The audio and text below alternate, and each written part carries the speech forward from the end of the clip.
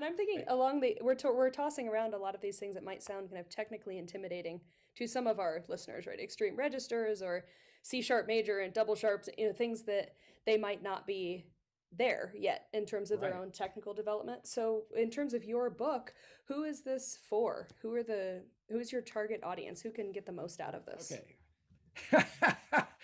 Not a beginner, okay? And not a probably, I don't teach intermediate students. I mean, certainly many high schoolers could benefit from it. Um, College students for sure, and beyond, professionals. I mean, it's uh, you know, they're what I do.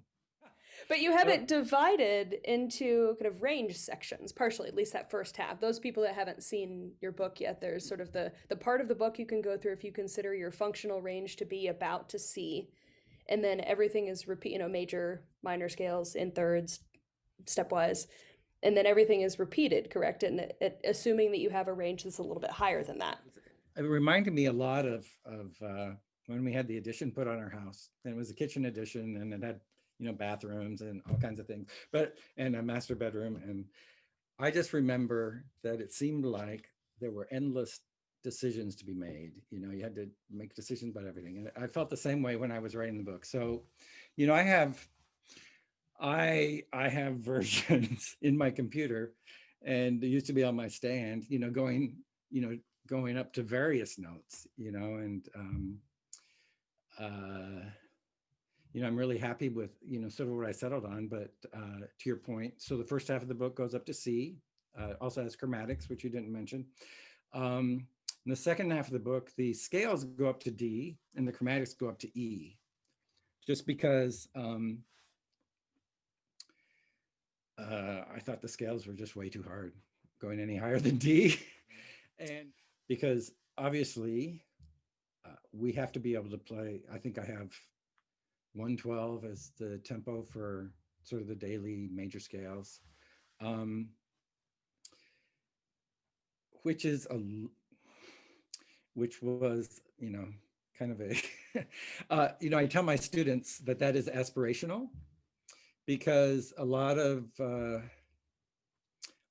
college students have a hard time getting all of those scales up to 112, and and I used to practice them all at 112 every morning. And uh, if if I'm not playing through my scales every day, I think 112 is too fast.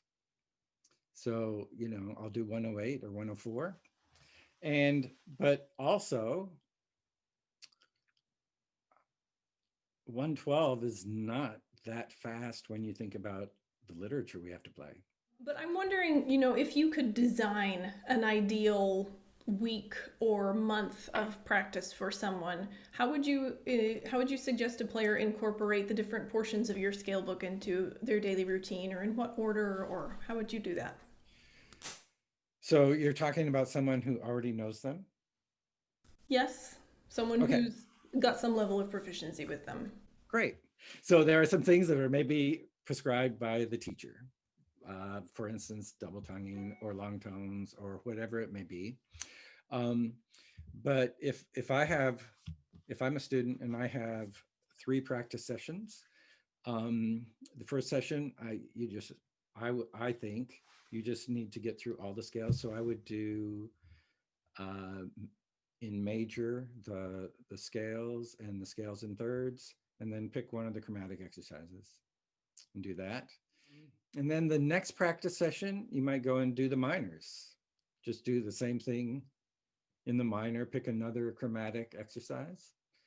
Um, and then if for your third practice session, you might start with just think through how your scales went and just pick one, just basically to do some woodshedding on, because you're already basically warmed up by the time you know you're returning to the bassoon for the third time in a day. So um, Really fair. I think so much of what you're talking about is having intentional practice that covers the range of the bassoon and the different types of, articulations or technical patterns that a bassoonist is expected to do in a given day.